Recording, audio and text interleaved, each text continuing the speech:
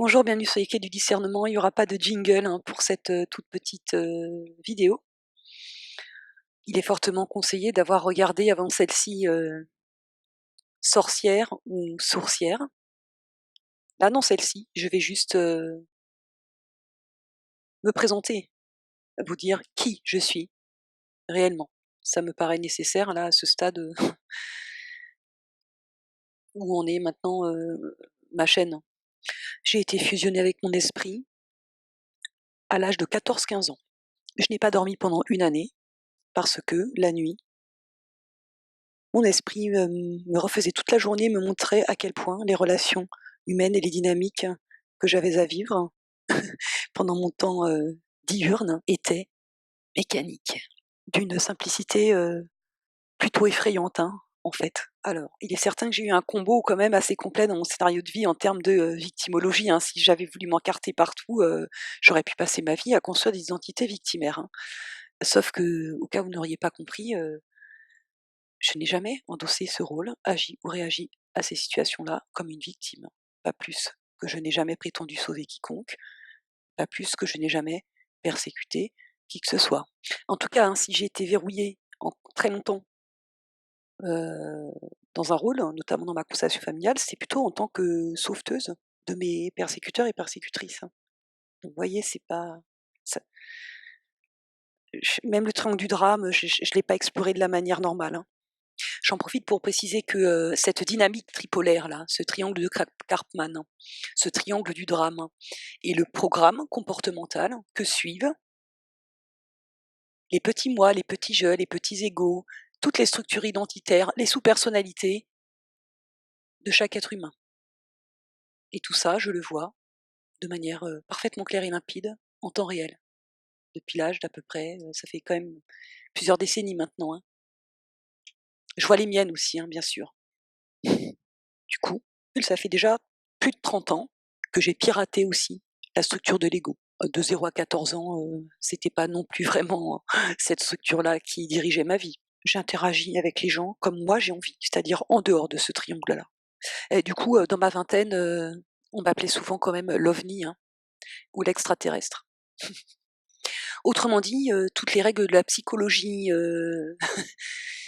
usuelle ne s'appliquent pas vraiment me concernant. Donc arrêtez de m'envoyer des analyses psychologisantes.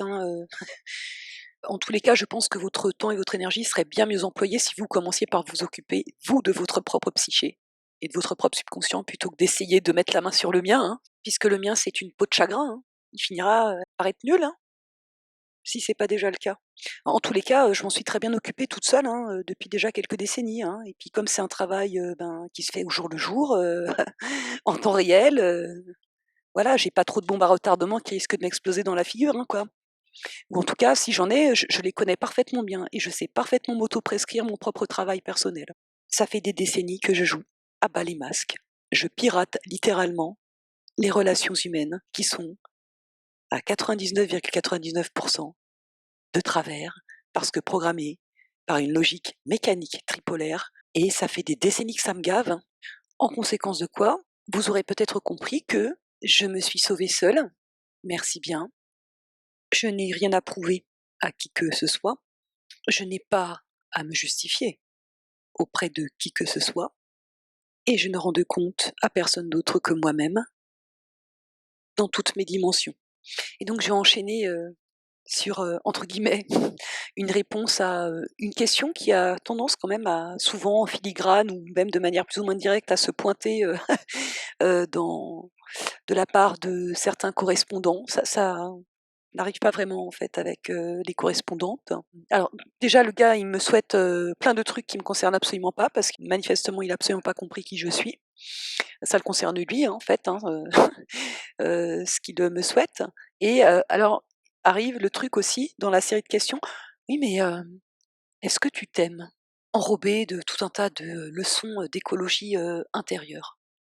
Comme si, avec la vie qui a été la mienne et qui continue à être la mienne, en vertu des règles de l'archéovirilité puissance 10 000 que je suis obligée de me palucher en France, quotidiennement, comme si je pourrais être en train de faire ce que je suis en train de faire, si je n'étais pas capable d'alchimiser en temps réel tout cela et que j'avais besoin de vos leçons.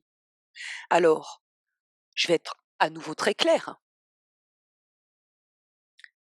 Je m'aime tellement, dans toute ma multidimensionnalité, que j'ai refusé toute forme d'esclavage de mon être